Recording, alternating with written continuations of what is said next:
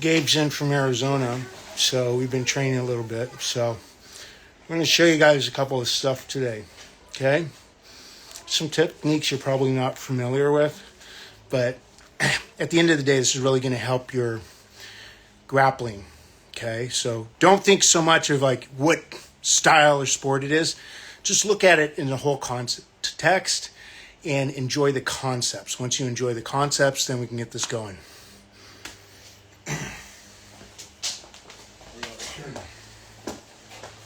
Position? Yeah, it's fine.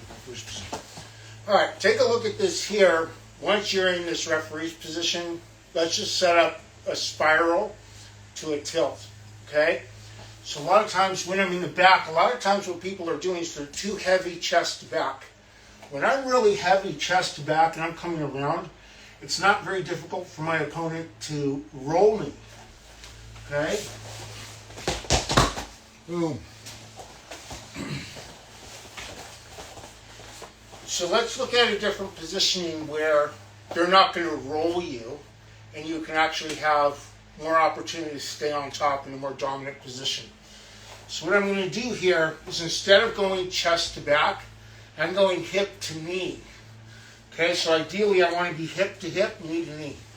And I'm going to be sitting behind them. So I'm not going to be here, I'm going to be more upright. I'm going to take my hand, I'm going short on the hip. When I go short on the hip, it's also going to help me if he's trying to sit out, I can pull him towards me. Now, when I'm here, I want to take one of his arms. I'm going to take this closest arm here because I want to chop him from here so I can spiral and tilt him. Okay, so when I'm here, I want to break him down. How am I going to break him down? I'm going to break him down with a good old-fashioned karate chop. Once I karate chop the elbow, I will come in and take that down. Now, sometimes some guy may be really strong and you can't chop him. So at that point, what I'm going to do is I'm going to come in on the inside and pop him up. So as I pop him up, I can drive him with my hip, bring him in again, and wrap that hand up. So as I'm wrapping the hand up, I'm going to come around, right? Almost like a spiral ride. But because I'm sitting behind, this is where I'm going to take my tilt. And where am I tilting? I'm tilting over the shoulder.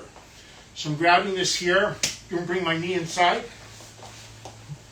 I'm going to roll my opponent. Once I roll my opponent, I'm going to keep the hand, sit him up, and suck him back. So this position here gives me the option of attacking in a variety of different ways. Typically, once I'm here and I have this suck back, I will let go my inside hand and cut him. Once I cut him, I break his neck. Okay, so let's look at it again. Remember, I'm going hip to hip, knee to knee. I'm staying short inside at the hip. Okay, I'm going to chop him one of two ways. Either I initially start inside breaking him down if he's real strong. Remember, I'm coming inside, I'm breaking him forward.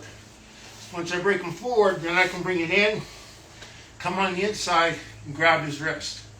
Yes, I can do a hammer lock from here, so all I would do is I'd spin it, take it here, and then I can finish him right here. But what we're going to do, since we're focusing on the tilt, I'm going to take a 2-on-1 grip on the inside. Now when I'm here, I'm stepping around. Okay, I'm right behind his butt. I'm going to go knee to knee. And I'm going to roll him, pulling the hand at the same time. Once I'm here, like I said, I'm going to come up, keep my pressure, I'm going to keep my cross wrist hand, let this one go, cut him, and suck back. Now, even if I don't finish him here, if he tries to sit up on me, which is very possible, I'm just going to keep turning him. You see what happened here?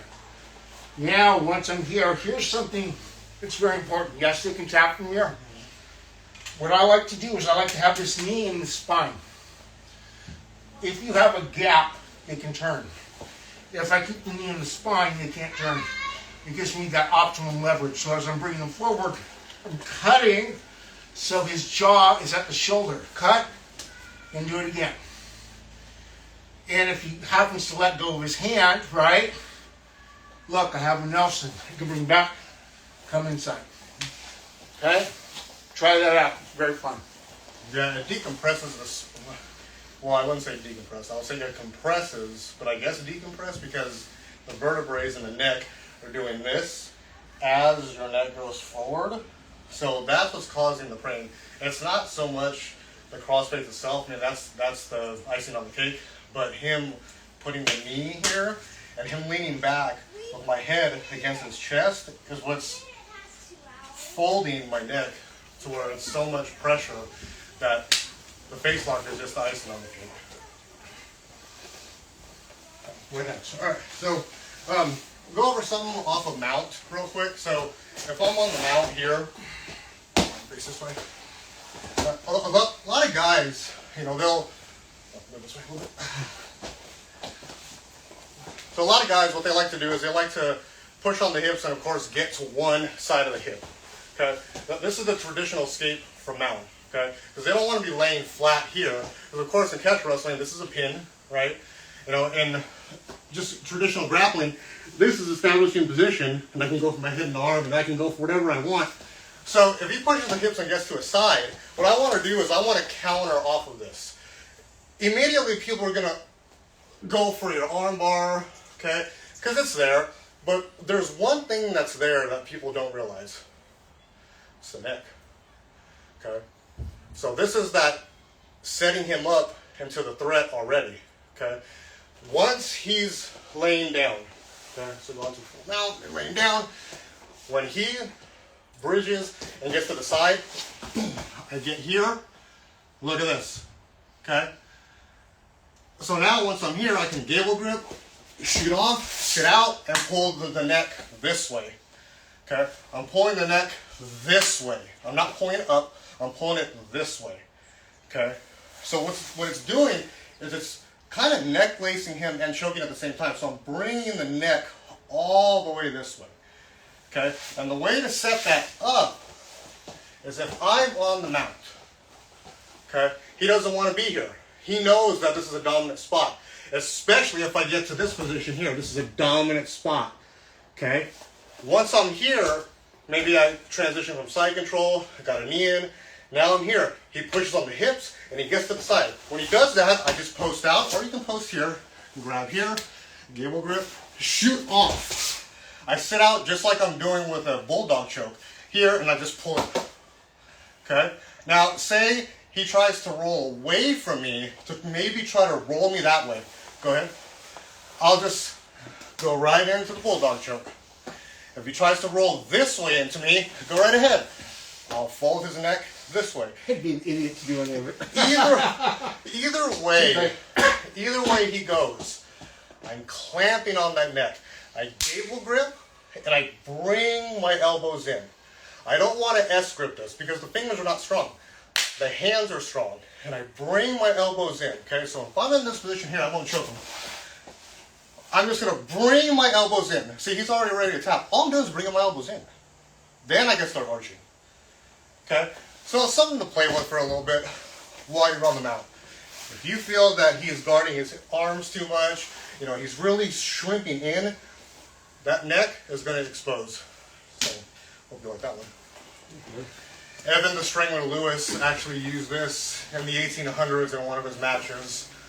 Caused a whole big friction. I'll probably post about it soon. Some of you guys that follow me, I post a lot about the history. So he caught one of his guys with this many, many decades ago. I like it.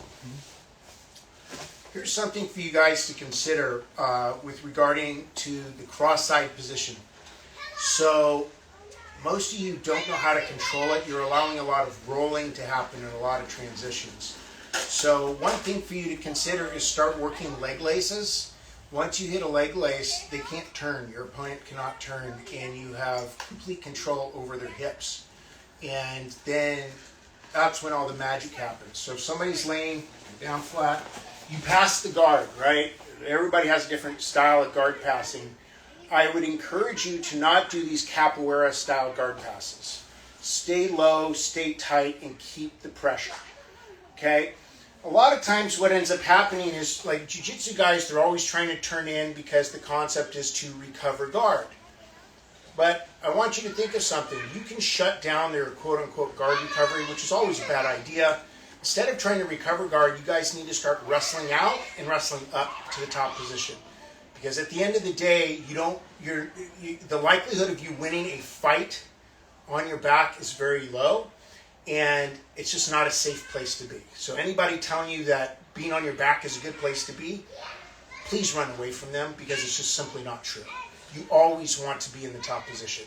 And if you can't get there, work on your wrestling skills to get to the top position. So when I'm here, I've passed the guard. Instead of going to this head and arm grip, right, which most people do, start leg lacing. Literally all I'm doing is I'm going to be, once I'm here tight on the hip, I'm going to be weaving my near side arm through the leg. I'm going to be attaching itself to the hip. That way, my opponent is going to have a very, very difficult time trying to go anywhere with what I'm doing. So as I'm passing, right, I don't care how you guys pass right now, I'm coming in tight to the hip already. Now the other thing that I'm doing is, if you see, it's hard to see on video, my knee is actually in his tailbone. Because I really want to control underneath his legs, and I want to control his hips. What I'm going to do is I'm scooping, so my elbow joint is coming through his knee joint. I'm going to lock his legs up. It's just a simple leg lace. Okay? So this has been around since time immemorial. But what this does is it stops the rotation and it stops the guard recovery. If I didn't do this, and I'm doing some kind of traditional control here, which I don't necessarily find very effective, my opponent typically is trying to recover guard by putting their knee inside. Well, do I really want that to happen? No. So when I come around, what I'm going to do is I'm lacing him. So now if he's trying to come inside, it's not happening. He's not recovering guard. Okay? He's just completely blocking the guard recovery. Now, really the reality is once he's here, the only thing he can do is turn away from me. Right? But if you see how I'm writing this, what's important is I'm keeping this to me. This is tight. Then, once I'm here, I can cross face. And again, I love cross wrists, guys. You guys really got to start working on your cross wrist control. Very, very important. Once I'm here and he tries going somewhere, this is very hard for him to go anywhere. He can't turn out now because I have this. I have this control. Can I do anything from here? Absolutely. I can cradle. I can shin ride.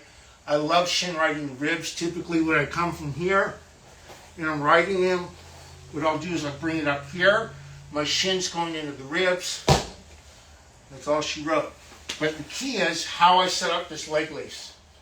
Very, very important. Work your leg laces. Okay? So again, how is this going to look like from the entry? Like I said, I don't care how you pass right now.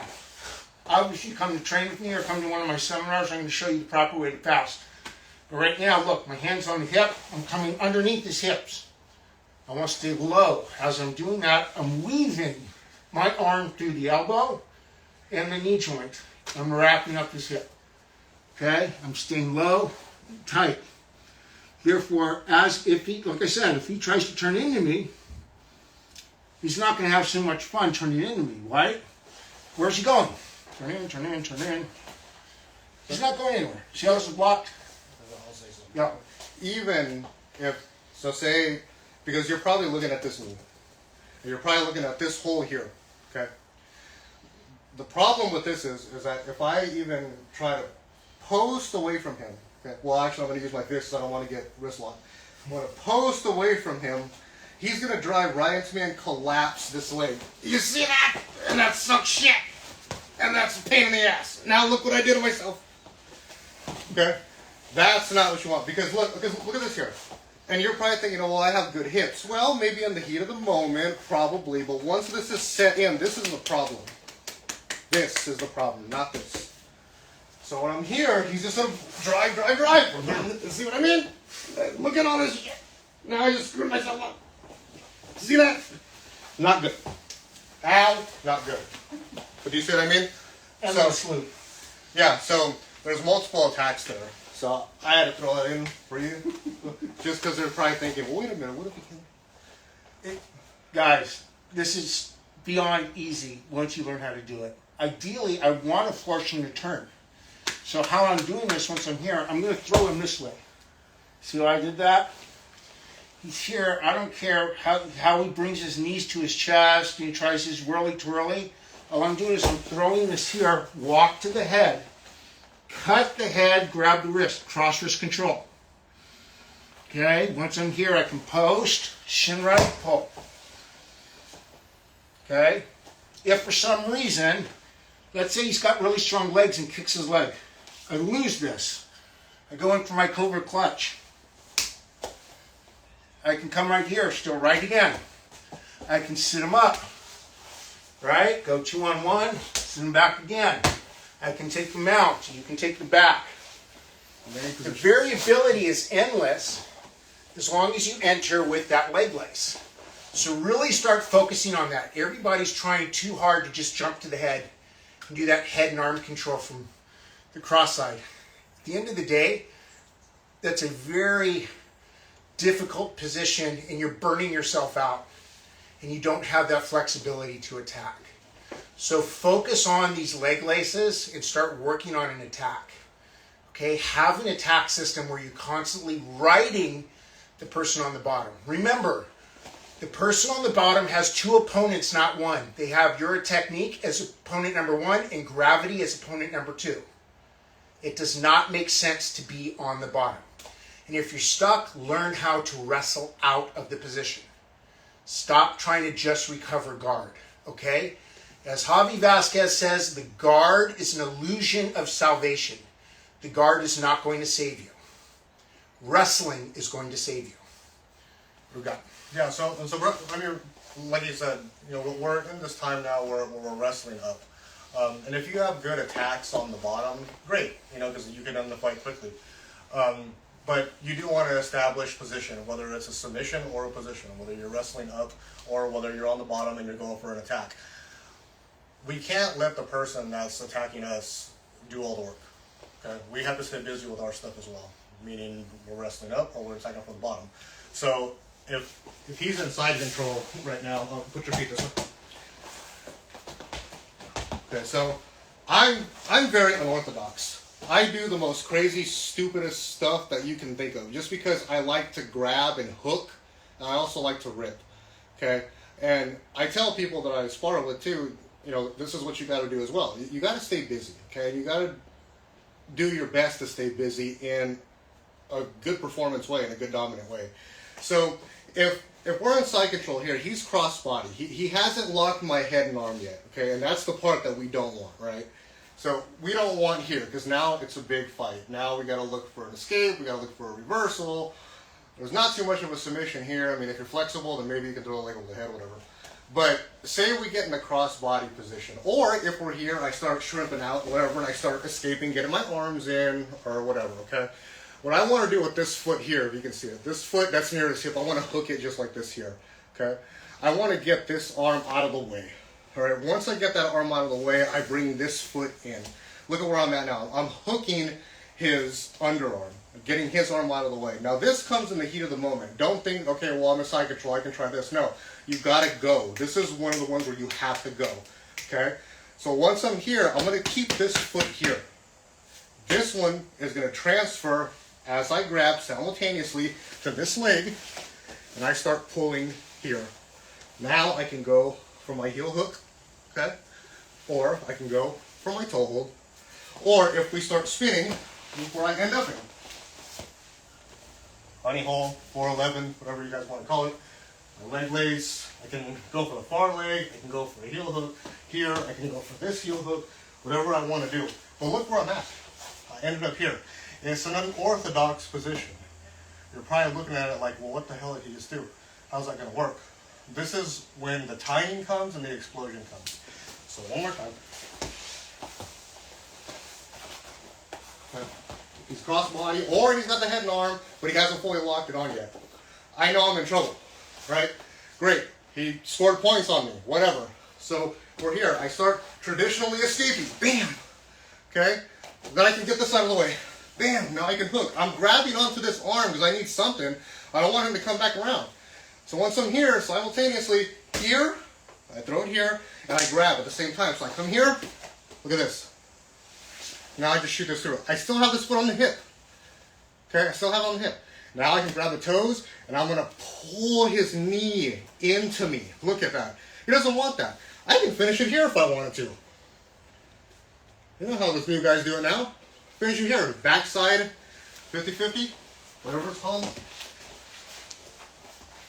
Look where I end up. Now I can start going for my heel hook. Okay?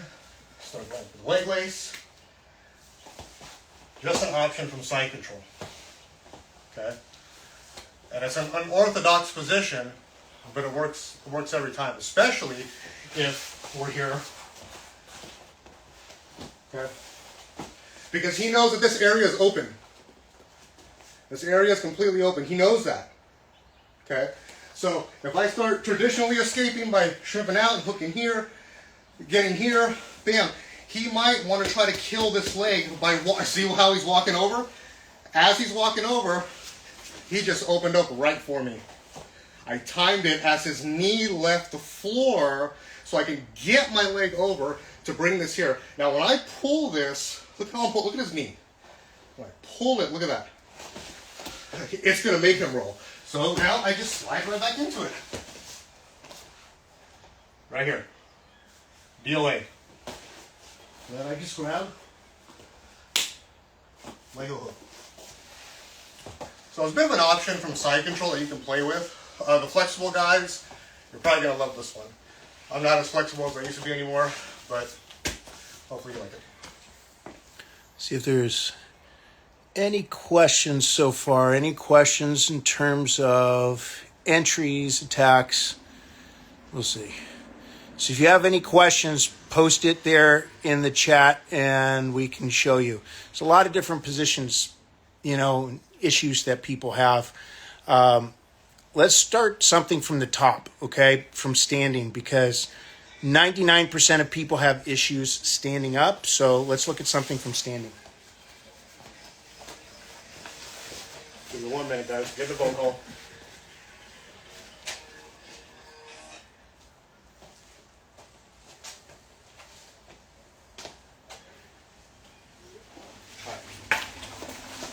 Okay. Most people that I see, especially when they're in competition, they don't know how to do proper stand-up. They don't know any tie-ups. They don't know how to do any chain wrestling at all. So something I want you guys to consider is the 3 sections you need to be aware of when and if you are chain wrestling. And I highly encourage all of you to focus on chain wrestling. So let's go from the bottom to the top, because most people, when you see folk style wrestling, if you're here in the United States, folk style is probably the most popular style of wrestling because it's in high school and college. And you're not seeing a lot of upper body attacks. So I want to show you the 3 sections you need to be aware of, which is how we focus in all-in style wrestling, catch as catch can, whatever you want to call it. I focus on all-in because I use every different grappling style together. So section number 1 would be from the waist down. Okay? Section number 2 is the torso. So between the waist and under the armpit. And section number 3 is going to be from the shoulders to the neck. Okay? So you have to understand that there's 3 sections in terms of how you chain your wrestling together.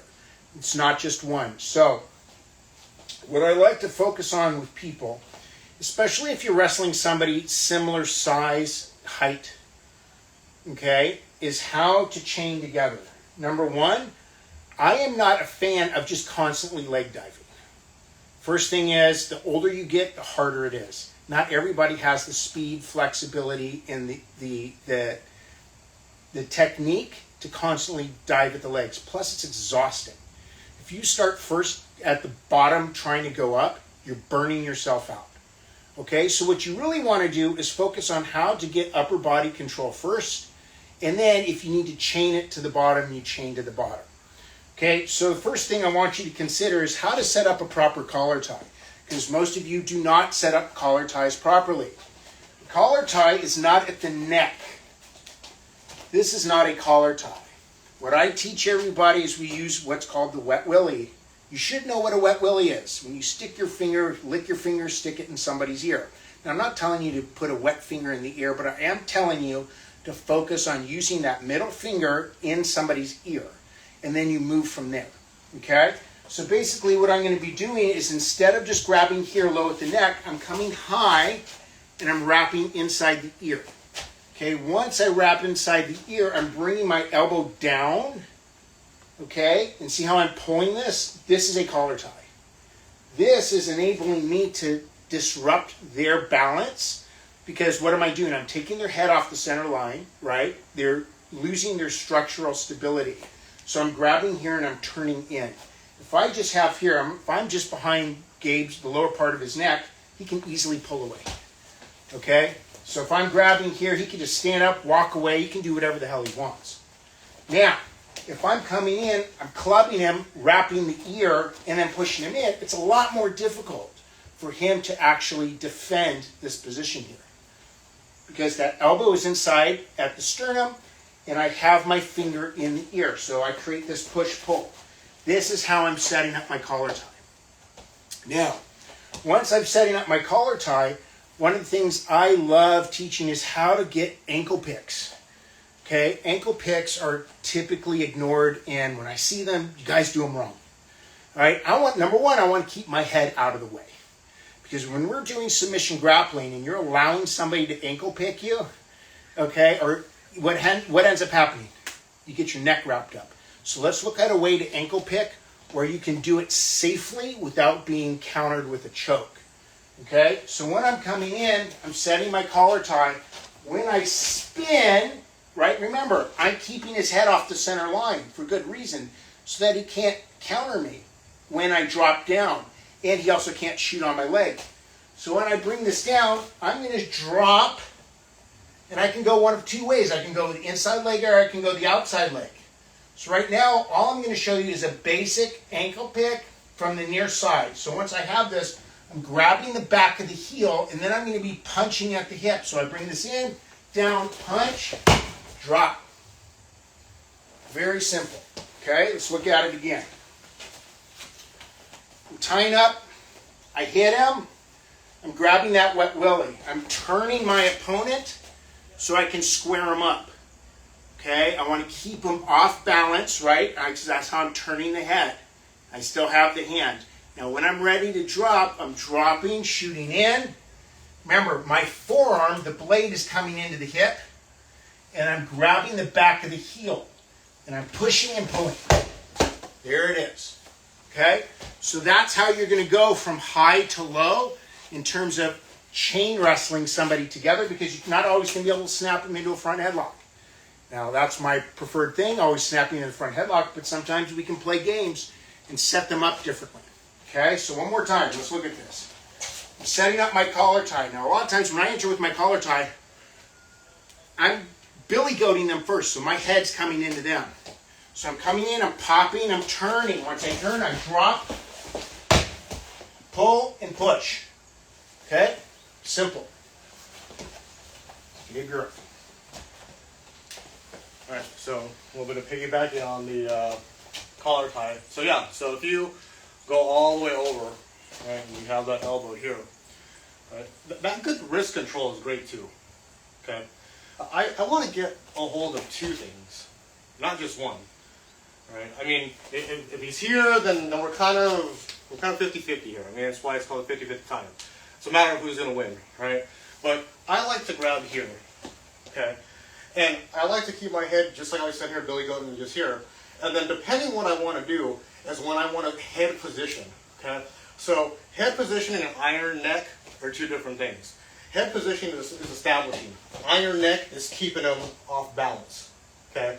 And this position here, I want to go ahead and I want to iron neck him, because what I'm going to do is I'm going to go ahead and I'm going to cross his head, cross-face his head just like this here, and then we're going to go to the floor. It's not going to be a traditional hip toss. It's just going to be kind of like a pull and sag where I'm going to throw my leg out and I'm just going to drive my weight into him and we're going to fall. So we get here, right? So we're head positioning already. But now I use my shoulder to buck him over. Now I go to my iron neck.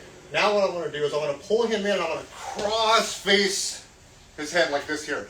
This breaks his balance, okay? So once I'm here, see how I'm pulling this? I'm going to throw this leg out and just lean onto him. Now I'm here. Okay, let's scoot down a little bit. You all right? Go back down. So, we ended up here, right? Okay, so once I'm here, and I can finish many different ways. I can come here, you know, I can from here, I can do whatever I want from here. But now I'm establishing position. So, and I can also use this wrist to pull it into me, and watch when I bring my leg up to his elbow. He's tapping here. Because all I'm doing is elevating his elbow and his shoulder. So I bring this down. Is it high level? No. But it's going to inflict pain to where he knows that he's in a lot of trouble right here. Because I can transition into whatever I want. So one more time. Hurts like hell. So, same thing. Now he just went over. Okay, I established the position here. But I know what I'm going for.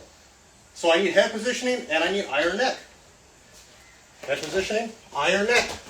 I'm driving him in. Because it's better even if he drives into me, because now I can grab here, and now I can start going all the way down. Better for him.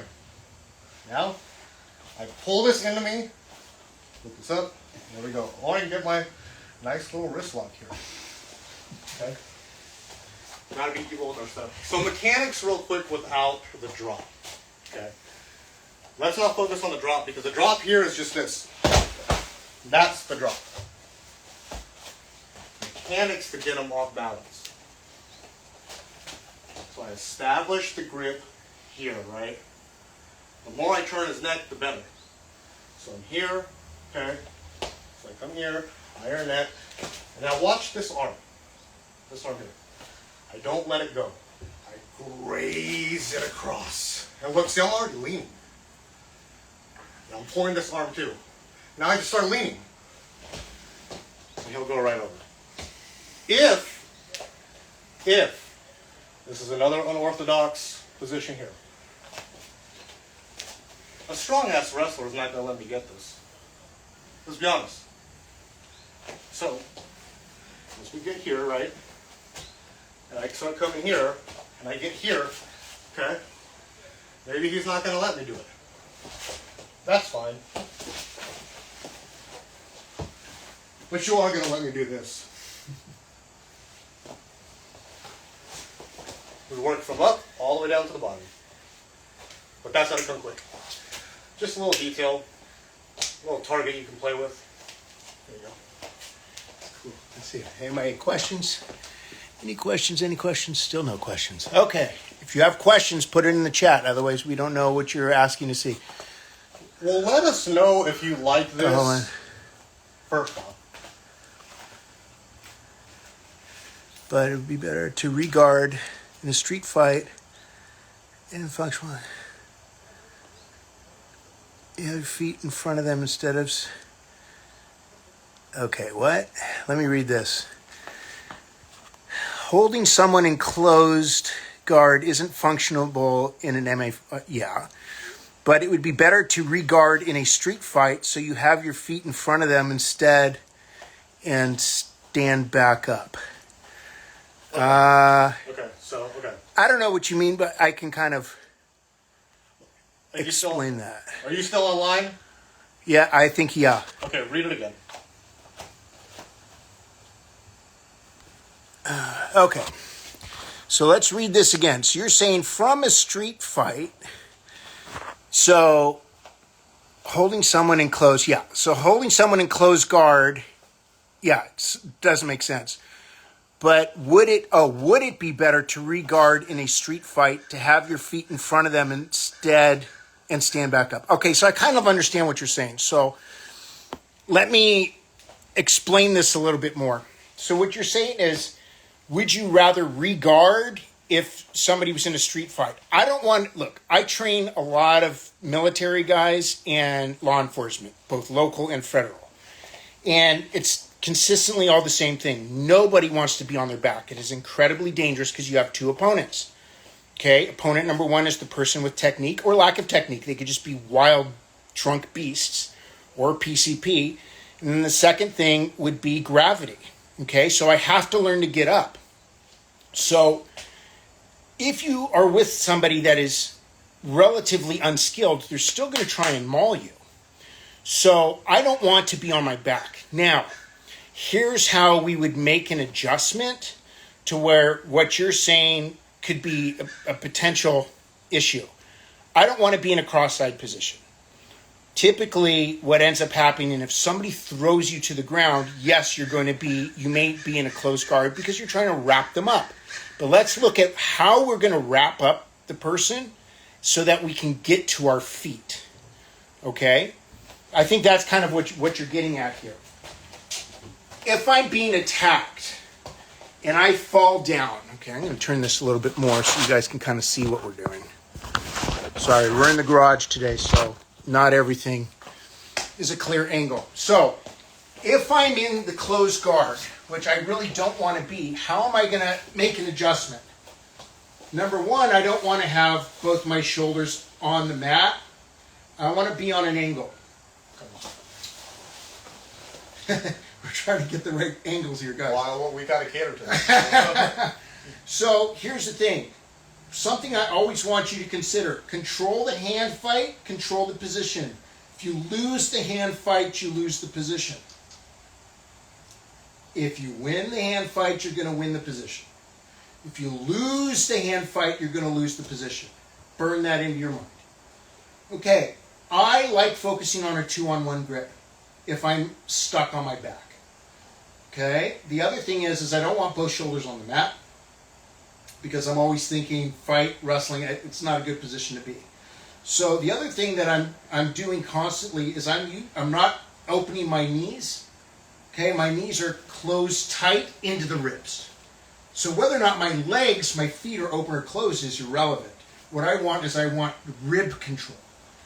When I'm taking a 2-on-1 grip, I want to bring it to the side. Now you see how I'm here on the side? So body scissors. Far more effective than the Jiu-Jitsu style closed guard where you're squared up. Now what's important about this is I can control here. So see how I have the cross wrist again? Remember, we were talking about earlier, the value of a cross wrist. Cross wrist is very, very important. If I want to hit him, I can. If I want to wrestle out, I can. Well, how am I going to wrestle out? Okay, there's a variety of ways.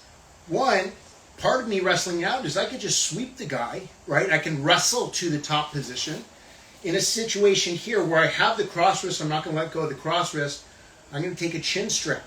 So what I'm doing is once I grab the jaw, I'm pulling the jaw to the sky. I'm going to keep this as nicely as possible. I'm going to open my leg, turn him over, get right on top. Okay? Let's look at this again. These angles. Okay. We're trying, guys. We're trying to cut the camera angle the right way to get all this. Bear with us. It's a free seminar. Bear with us. It's free. Cross wrist, right? Baseball bat grip. As I pull this, my knees are tight. I'm ripping his ribs. I'm pulling this to me, and I'm bringing it across. Now I'm creating pressure with my knee into his spine. Okay? I'm going to keep this cross wrist here because I don't want him to hit me. Because if he tries to sit up to hit me, it's going to be very difficult. Right?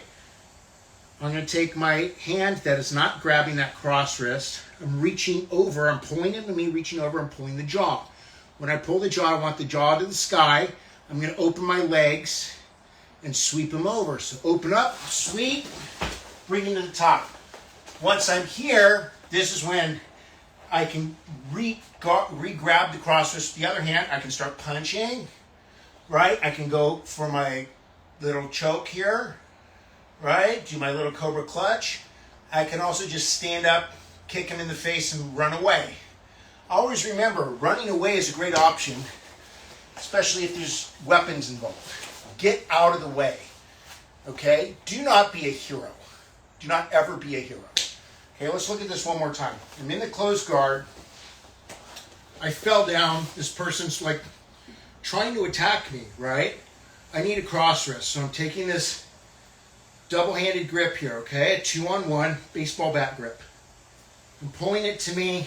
I got my rip here in the ribs, pulling it across. Got my body scissors, bringing it inside to me, grab the jaw. Jaw goes to the sky, open the legs, turn them over, up into this position. I have my heel in his hip. So I'm controlling his hip rotation with my heel. I can grab the cross wrist with the other hand. This is when I can start hitting, and I can go into a cobra clutch. That's what I would do. Let's see what we got here.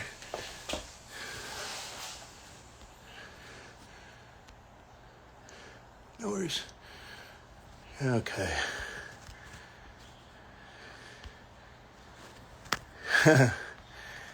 Yeah, we're understanding. We're trying as best as we can here to get somebody.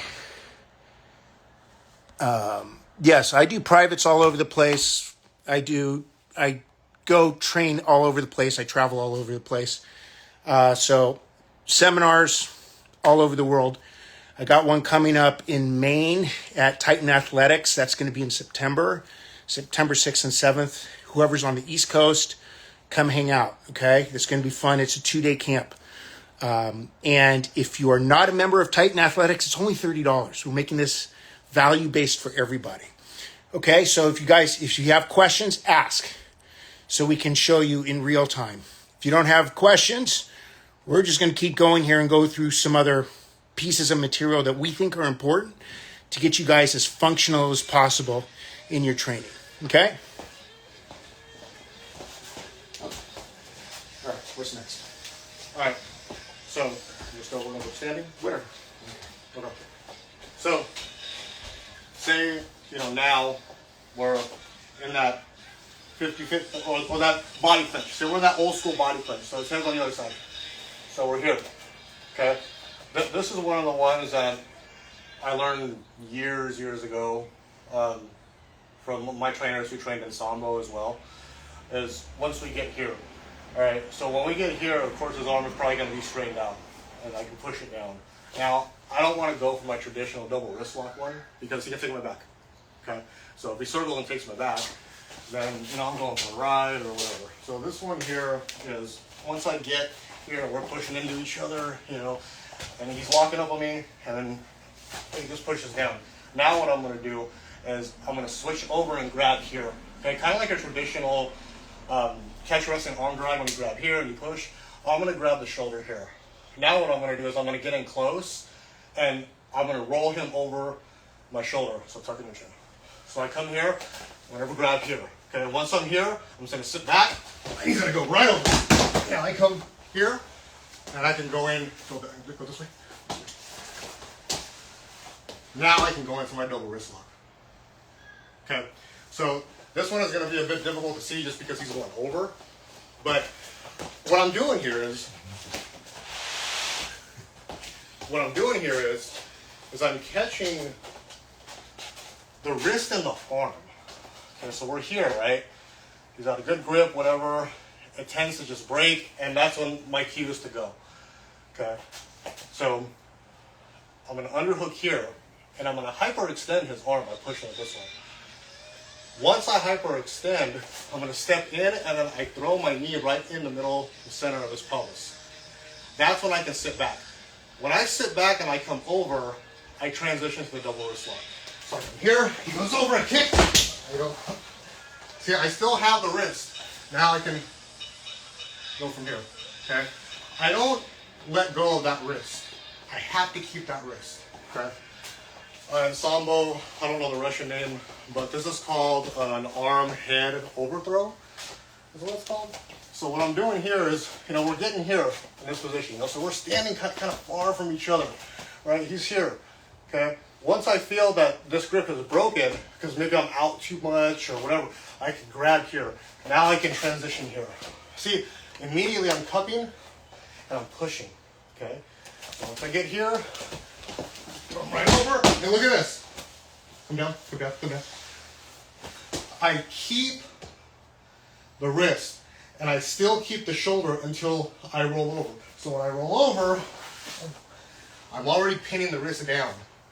Now I can slide over and under with my double wrist lock. Okay.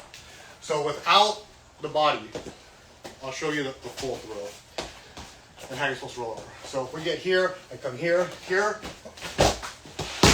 and then you're supposed to go. You have to go over rapidly with it, okay? I'm not young anymore, so I can't do it as fluent, but I still have a little bit in the basement so I can get somebody over. Any other questions? Any questions? Any questions?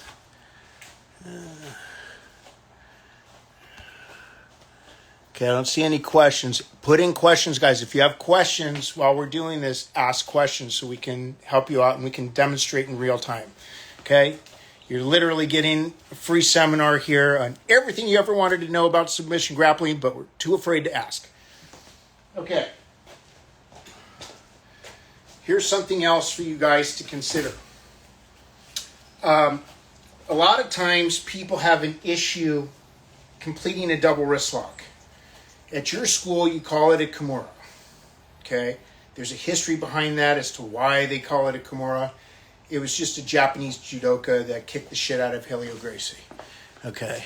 You saved hand fighting. Okay. All right. So let's look at how do you finish a double wrist lock from a cross-side position. You roll them up. There's a lot of things that you're missing, especially if they're holding the hands together. Let's fix that right now. So lay on your left side. Okay. So we're here. This is very common. People go, oh, I'm going to get the, just for you guys, I'm getting the Kimura. I'm getting the double wrist lock. Okay, so how am I getting in? What am I doing? What are you doing wrong? Why are you not finishing? Because in catch wrestling, in the all-in wrestling style, this is one of the most dominant finishes.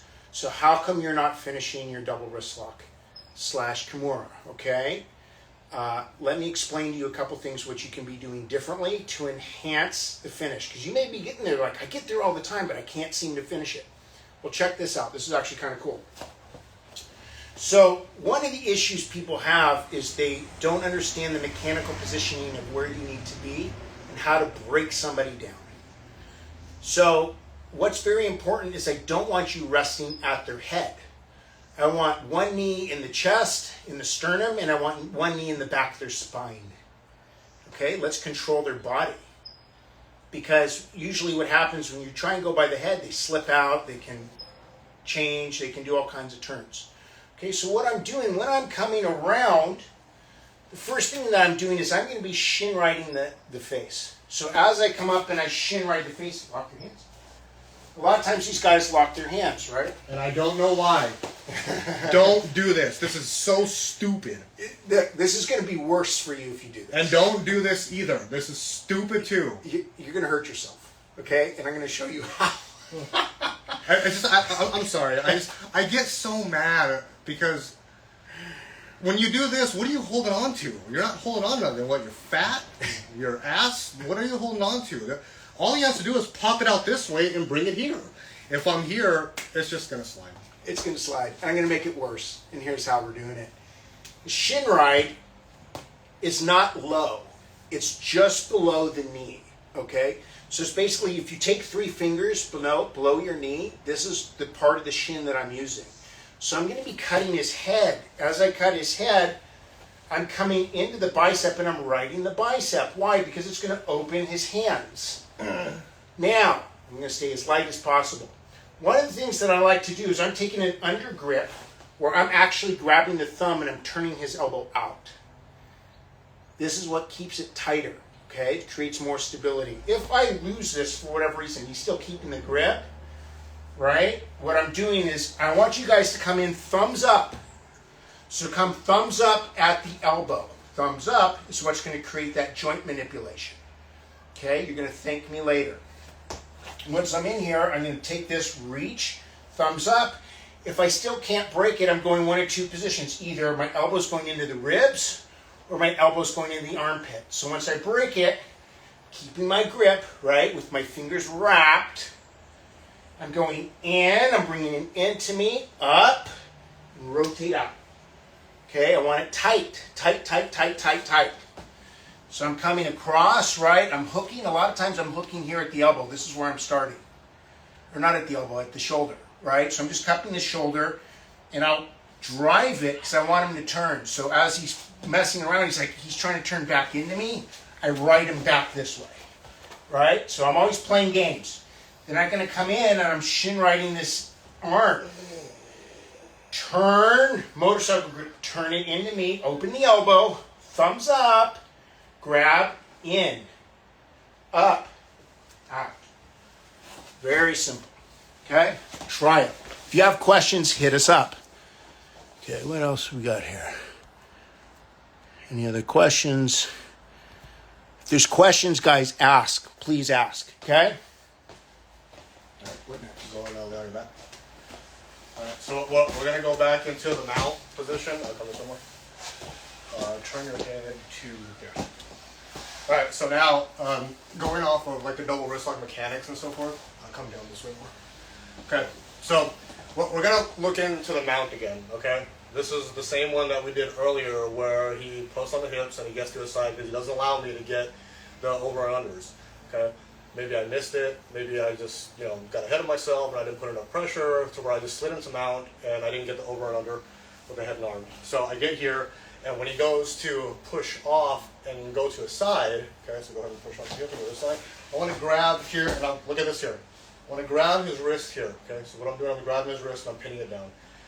I'm creating a kickstand that's right up against his chest, and I have my knee up against the back, okay. So now what I'm going to do is I'm not going to do your traditional hook the arm, push the face down, and go for an arm lock. I'm not doing that. I need to create pain to where the arm lock is tight. So I can turn this way just a little bit because I want this a little bit more. What I'm going to do here is I'm going to grab the figure 4. Okay, now I can turn his wrist into him. See, he's already tapping. I haven't even finished yet. So what I'm going to do is I'm here, right? But he doesn't want that. He's going to probably try to pull his arm down. So I'm going to pull his arm up. See how I'm pulling him up? This here I can finish him, but it's not high level. You might get some pain compliance, but it's not high level. So I want to pull him up and inflict here. Now I can go to step over. Now everything is tight. I keep the arm scissor. Now I bring it to me. He tapped like 10 different times. I hope everybody saw the whole... It hurts. But I hope everybody saw the extension. If not, we can move a little bit off to the mat a little bit, I guess. So we'll go here. Because I want them to see the full extension of the arm lock too. So go this way. So I got to his side.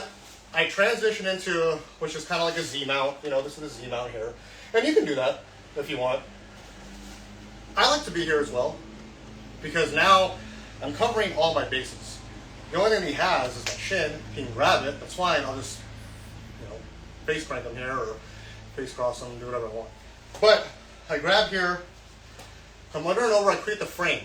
Now what I'm doing is I'm pushing his arm down and I'm using my cutting bone by turning it in to the forearm, okay? Because I don't want him to think about the escape. If I'm here, all he has to do is get his elbow to the mat this way. If I'm still on mount, well, what am I fighting for now? Okay? So I have to grab here, try to escape that. You can't, because I'm bringing everything in. I'm bringing it in. Here, bringing the elbow to my sternum, and I'm compromising this whole area here. So once I'm here, I pull him up. Even though I pull him up first, but I pull him higher because I want the pain compliance. Now I step over. Now, look at this. This is the arm scissor. I'm still folding it. He's still tapping, but now I can just, here, I didn't even extend. I didn't hyperextend my hips or anything. Now, just imagine in competition, when you fully get it, you hyperextend. His arm's gone. But I need everything, sorry. I need everything folded and compromised. Everything. This is one that was given to me years ago as well, and I can't thank them enough for doing that. That's Michelle Grapple Girl. Shout out to you if you're watching. She taught me this many, many years ago, and it still works to this day. I teach my white belts this and my blue belts this. Purples and browns too. Awesome. Very painful. All right, now, let's see. Any question coming up? Okay, now you guys are just watching. Guys, if you have questions, ask questions. Okay, so we'll do like a couple more and then we'll just leave it at that. And I'll try and post this for you guys so you can rewatch it. One thing that is highly underutilized in Jiu-Jitsu, but should be used, and I don't see it often at all. I don't care, even if it's an ADCC, are Nelsons. And that's one of the concept clinics I always do is called Meet the Nelsons. So I do Nelson clinics all over the place. We're going to look at something. Let's just work on a quarter Nelson because I think it's the easiest to get, and it's very easy to transition from a front headlock. Okay, so I'm going to show you guys something really cool in terms of playing the front headlock into a quarter Nelson and how you can actually finish somebody in that position. Okay? Is your arm okay? Yeah. You keep doing this. It hurts. This stuff hurts. Okay, so here's what we're going to do. Most people do front headlocks incorrectly. I'm not going to go over the front headlock today, but I am going to show you the basics of how I want you to grab a front headlock. Okay? There's two that I really like. One is when I'm connecting the hands, right? So I'm taking the gable grip or I'm taking a half butterfly. Either I go into a Schultz headlock style. Again, I do a front headlock series seminar as well, so you can always invite me for that. Or right now, let's just do the hand on the bicep and the chin strap, and I'm going to show you something really cool. So when I'm coming in for this front headlock, what I'm doing is instead of taking the tricep and trying to pull, I'm grabbing the inside of the bicep and I'm turning it out. Okay, so I'm coming in, I'm grabbing the inside of the bicep, I'm turning it out. As I'm doing that, I'm keeping my pressure forward and I'm bringing the chin to the sky. As I do this, I'm going to step around and I'm going to connect my hands, right? So what I'm doing here is I'm grabbing my forearm and I still have the chin strap. Okay, so what I do from here is I'm going to be pulling up on the chin and pulling up on the shoulder. And as I'm doing this, I'm popping down with my forearm into his head. So I pop him over, or he's going to tap, right? Yeah, So let's say I just have the ear. Same thing, same concept. I'm going to push down, pull up. Now, when I'm here, I'm taking the blade and I'm going to be laying it into the carotid artery. So I'm here, I'm dropping it down, and then I'm going to sprawl and walk. That's going to finish him right there in a nice little choke. So let's look at it again.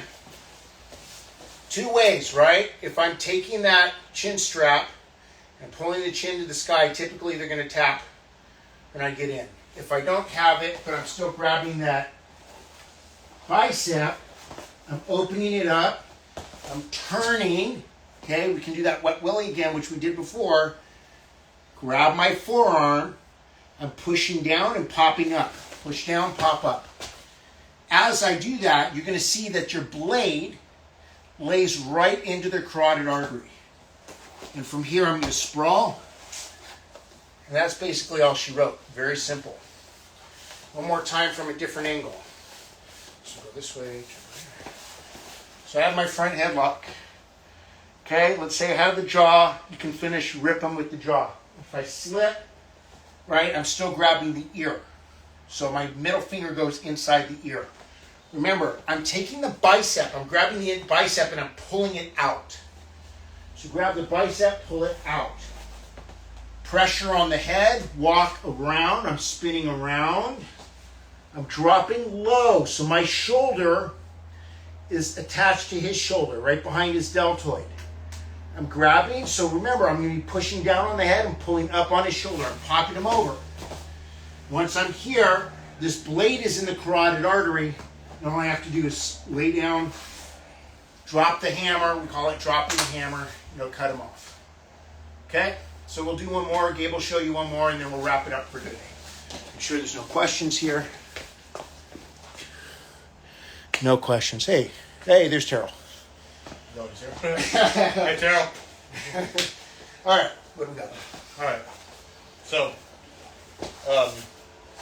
we're going to work on killing the De La Riva as much as we possibly can. Okay, you know, catch wrestlers don't like De La Riva and all that junk, which it has its place. I'm not going to sit here and bash it. It has its place. You know, sport jiu-jitsu and so forth. I mean, if you're a good De La Riva guy, you know, it works for you. It has its place. But I tend to do this quite a bit. That helps me. Okay, so let's see if I can do this as much as I can. Scoot that one more. Okay. So De La Riva's here, right? Maybe he's got that foot on the hip as well. Okay, but for right now, I want you to see this hook. So put this on. What I'm going to do is I'm going to pull this up, and I'm going to step back, and I'm going to bring this here. Okay. Now his foot is resting on my quad. What I want to do now is I want to start leaning that way. He's probably going to try to take me off or whatever. So I'm just going to go ahead and just grab and wrap. Now I'm going to come this way. Okay. So let's kind of turn this way as much as we can. Sorry guys. Look at where the De La Riva's at. All I'm going to do is raise this up. Targets the knee. Or I push this down. Tuck his foot here. Yeah, see? Not much. He might try to kick me off. I'm going to bring this over here. Now, I put this on his butt. Targets the knee. So all I'm doing here is I'm here and I'm extending out. That's all I'm doing. I have a lot of guys that are really great with De La Riva. I don't like escaping the De La Riva. Not that there's anything wrong with it. There's nothing wrong with it. But I don't really like peeling and then here and then, you know, it has its place, it's fine. Your preference, that's fine. I just like to kill it. Even if they don't tap from it, I know I can tie their legs up so I can go into something else. So if I'm here, okay, I'm going to pull it up, step back, now I'm here. I can grab a leg here, I go to the side, look where I'm at. I'm hiking that heel up. I can even cup the heel. Or just extend. Here. Grab here. Roll this over. Put my foot here. Now look where his foot is at. You can't grab anything with this. So maybe I can toe hold him here. I just wrap the legs up. That's all I'm doing. So I'm back stepping. Okay? Don't worry about the finish. Worry about this part here. The finish is there. You just got to find a way. So all I'm going to do is I cup the heel, I back step, and I place his shin on my quad. See this? What do you feel here? Pressure. Pressure? A lot of pressure. Do you feel like you can escape with this? I would be an idiot to escape. I do want to point something out to you guys. This stuff is incredibly, incredibly dangerous. So I don't care what submission somebody has you in. You have to know when checkmate exists. Yeah, that's why I'm kind of opening my legs right now. Because all right? You guys have to... This is incredibly dangerous. At any point, your knee could blow out. You can break an ankle. When he was doing the arm lock, and Gabe was doing the arm lock, my arm could be broken. My shoulder could be ripped. Please be careful and be mindful of what you and your partners are doing. Tap early and tap often. Stop being a hero. If you want to show up to train the next day, tap early and tap often. Just because you think you're going to escape something doesn't mean you should. Okay? Make sure you're tapping early and often. yeah, you won't make a lot of friends with this position here. I'm just going to let you know that now. When I do it in training, I'll literally sit here and I'll ask you, can you get out? And if they say no, okay, then it's over. Or I'll say, can you get out? And he'll say no. Then I'll say, okay, well, I'll show you the escape. Should I show him the escape? Just to be fair, I guess. The escape is going to be, he has to have his hips strong to get this foot to the ground that way. So if we're here and I'm holding this, he's got to come this way. And look, see, he's getting out. Bam, bam, bam, getting out. Man, now he's got my own shit. Okay? But to prevent it, I'm only going to show that once. The escape class is a whole another class. So I grab the heel, I step back, and I put the shin on my quad. I cup and I go to the side. Okay, now I start coming in this way. So if he tries to go that way, I'm shooting my hips forward. Okay, now I can go for my heel hook. I can go for whatever I want. Okay, if he tries to kick me off, maybe I'll grab here. See how I try to fight already? But I gotta grab something here. If he goes belly down, we go into your traditional catch wrestling here, and we go forward. Catch wrestling is a trap. Just be aware of that. Let me see if there's any questions here. Knee explosion, yes. Knee explosion incoming. This is correct. Not fun. All right, guys. Hope you guys had fun with this today. Thank you, guys. I don't think we have, unless there's any questions, we're going to leave it at that. Feel free to add me online if you want. Grimy Gremlin _ catch wrestling. Or, no, that was my old one. Grimy _ Gremlin / shoot fighting. Or on his page. So feel free to add me if you want. You'll see it, right? And obviously you were here with us. So be careful with these techniques. I'm going to save this for you guys so you can go back and see what we were doing. And, just have fun playing around, but please, please, please be careful. Maturity goes a long way, Okay. ladies and gentlemen. Anatomy plays a factor too. Yeah. So you think you have something, but their anatomy is just too strong. You know, the bones are too thick, so you're kind of forcing it before you know you blow it off. Be honest with your training partner. Do I have it? Yeah. You don't? Okay. Well, let's work on an escape. Be honest. It's all about maturity. We're not here trying to prove anything to anybody. Unless someone's being a dick, then yeah, we have to knee explosion, just like Terrell said right there. Yeah. But until then, have fun training. Thank you, California, for having me. See you next time, guys.